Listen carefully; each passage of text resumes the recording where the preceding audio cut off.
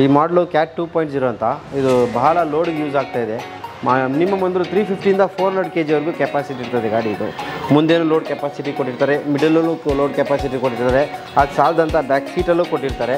ಇದಕ್ಕೂ ಸಹ 100% fire agency battery ಜೊತೆಗೆ ಸ್ಮಾರ್ಟ್ BMS ಬ್ಯಾಟ್ರಿ ಕೊಟ್ಟಿರ್ತಾರೆ.